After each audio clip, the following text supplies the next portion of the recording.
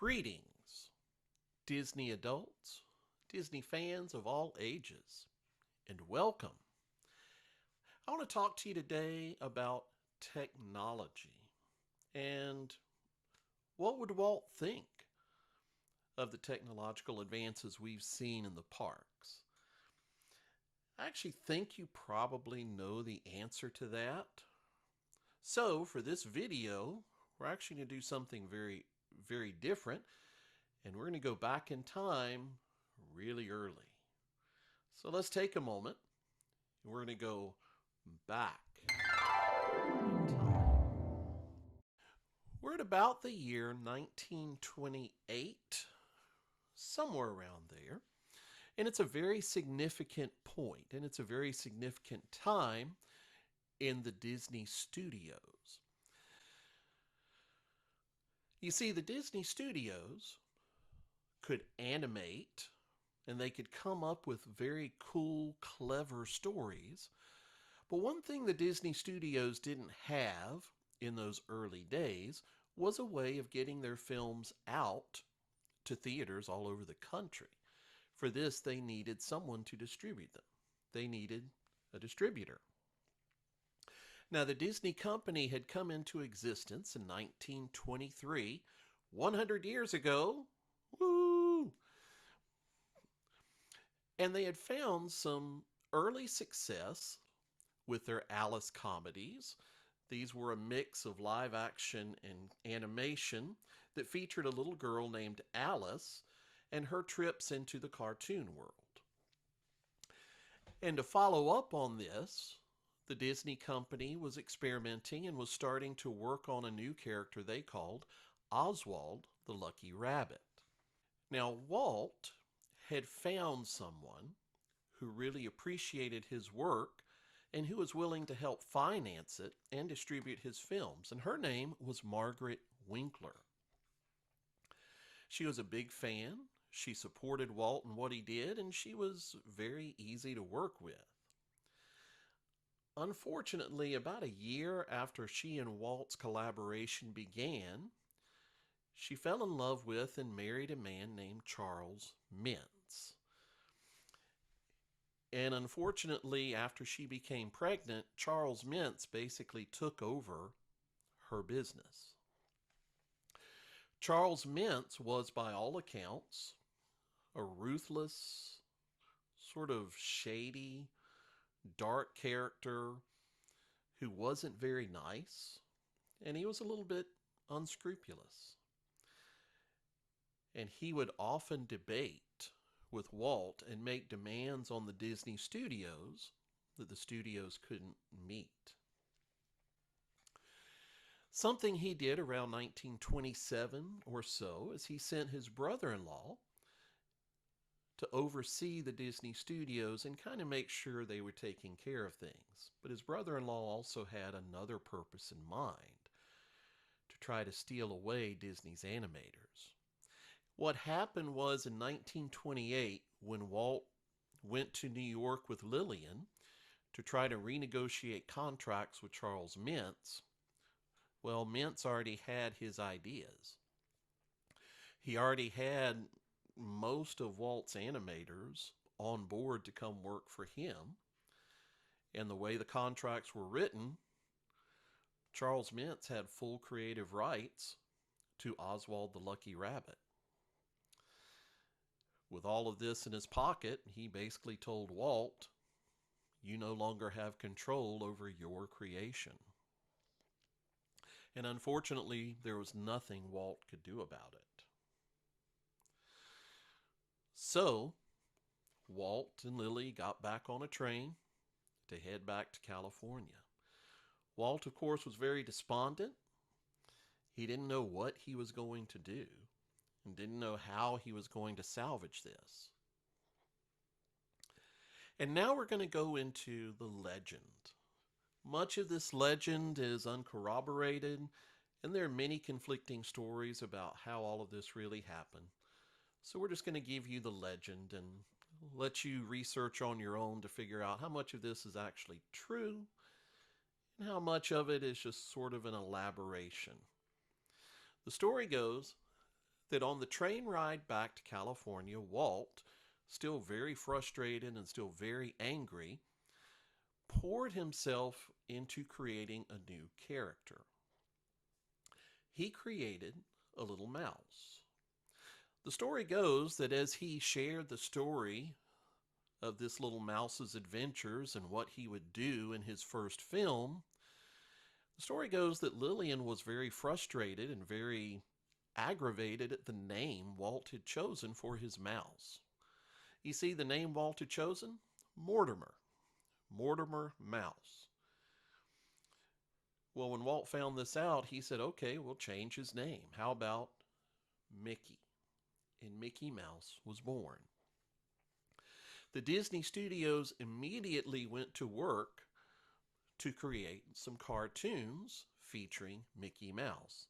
And the first cartoon they ever created was not Steamboat Willie. I know you're thinking, Steamboat Willie. But that was actually not the first. Steamboat Willie was actually the third cartoon the Disney Brothers created that featured Mickey. The very first one, Plain Crazy. Plain Crazy about a little mouse, Mickey, who is inspired by Charles Lindbergh to build his own plane and go flying it. This film was actually completed and received some test showings at several theaters. Hadn't been distributed yet on a larger basis, but it did receive some viewings. But where Steamboat Willie and Mickey Mouse really came into their own goes along with something else that happened in the world of entertainment. You see, in late 1927, The Jazz Singer premiered, starring Al Jolson. And it marked the first time that we could see someone on the screen, but also hear that person as they spoke. Sound had entered into the movies. Walt, along with some other animators, felt like this might be a future for cartoons. Now, many in the Disney studios kind of said, why are people going to want to hear these cartoons talk? But Walt insisted. And so they took the film that was currently being worked on in the studios, Steamboat Willie, and they began working to incorporate sound into it. Now remember, sound is a very new technology when it comes to movies.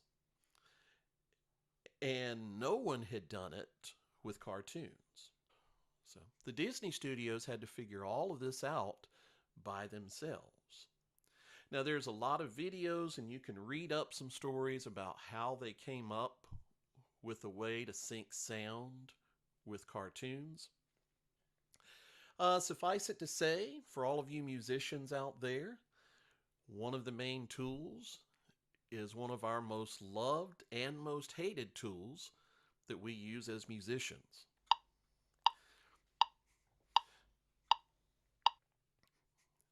But the Disney company figured out how to sync the sound with the action on screen. Steamboat Willie received a premiere showing and it was met with great acclaim. True, there were some other bumps along the way, but once Steamboat Willie came out and Mickey Mouse was seen to be a sound cartoon, well, the world never looked back. Silent cartoons, silent movies became a thing of the past. And the lead character in Steamboat Willie, Mickey Mouse. And Mickey became an overnight sensation for the Disney company. So now we're back. And the question, of course, as I always ask, what would Walt think of how they're using technology now at Disney World? Now, I think many people would agree that Walt would be very pleased with the use of technology. Although I do need to address something very quickly. I don't think Walt himself could possibly have anticipated the technological boom that has been the last 50 years or so. Through the 70s and the 80s, with the development of the personal computer, into the 90s and the 2000s with the microchip, I don't think Walt could have imagined how rapidly technology has changed and how rapidly technology is still changing. I think the idea that you could actually carry a computer in the palm of your hand or carry it in your pocket, I believe would be totally foreign to Walt. I don't think he would have ever imagined that this could have been a thing. However, we do see, even before Walt's death in 1966, we saw that one of his lands, Tomorrowland, really wasn't keeping up with his original intention of it. When Walt came up with the idea of Tomorrowland, and later on when he came up with Epcot Center, his idea was a place where the newest and latest and greatest technologies would be showcased and spotlighted. But even during Walt's lifetime, we saw that Tomorrowland was kind of behind the gun, as it were. It's pretty much impossible to keep up with all of this technology. And Tomorrowland nowadays, still in the same situation. Tomorrowland is not really Tomorrowland. It's more Todayland with some unique things.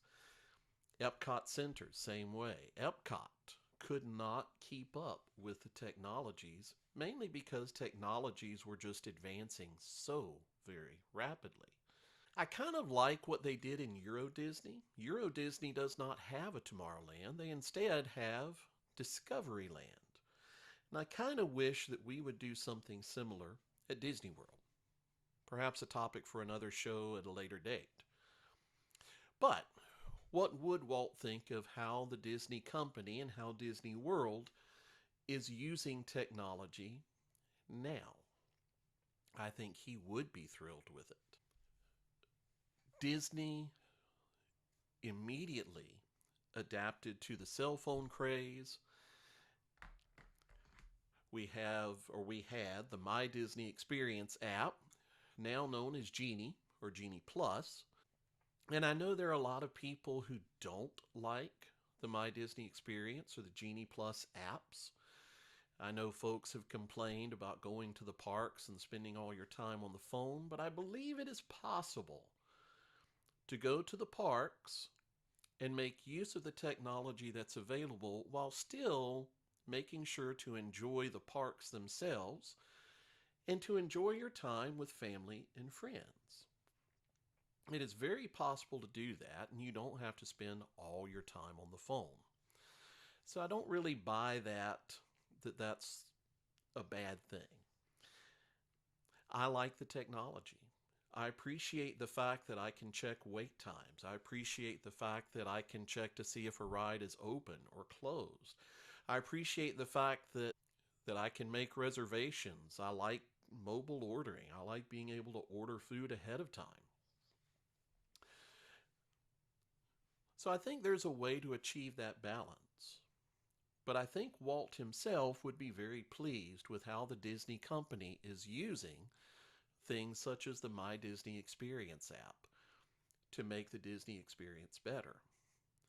And as far as attractions are concerned, rides and shows, well, just look at the parks. Guardians of the Galaxy Cosmic Rewind. Soon to open Tron Light Cycle Run. Or Avatar. Or Soarin'.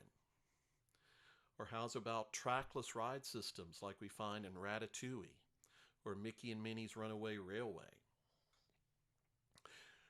Or I will never forget the first time that I saw Turtle Talk with Crush. And I wondered, how are they doing this? How is the turtle interacting with the audience? We see this technology now too in Monsters, Inc. Laugh Floor. Heck, Walt Disney World we are going to be seeing the Hatbox Ghost show up at the Haunted Mansion.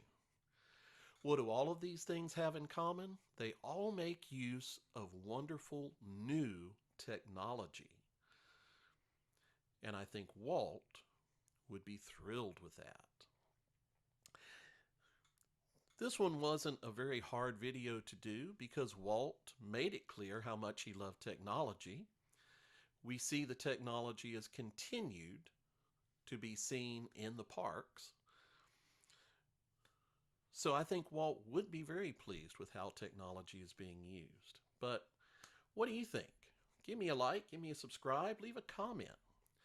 Let me know. Do you think I'm right? Do you think I'm wrong? Perfectly okay. You can disagree with me.